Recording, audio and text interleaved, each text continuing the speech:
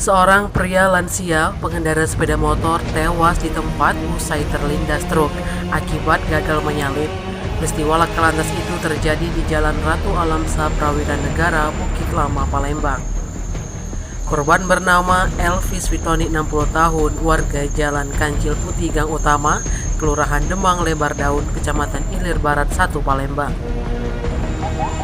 Informasi dihimpun di lapangan. Laka lantas ini bermula saat korban sedang mengendarai sepeda motor dari arah Simpang Poligon menuju Simpang Macan Lindungan.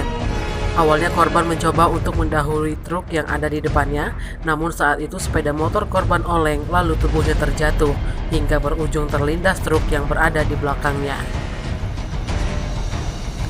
Kanit Gakum Satlantas Polrestabes Palembang, Ibtu AR Sikaku membenarkan pengendara tersebut diduga gagal menyalip yang berujung terlindas truk. Jenazah korban telah dibawa ke RSMH Palembang untuk dilakukan pemeriksaan lebih lanjut.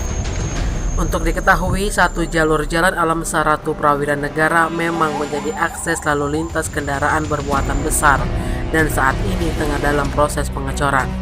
Jalan itu terpaksa dilakukan rekayasa lalu lintas dengan menggunakan satu jalur jalan. Serpihan kerikil, pasir, dan gundukan tanah sangat mudah ditemui di kawasan ini sehingga rawan kecelakaan. Tim Liputan Sumsel Update TV melaporkan.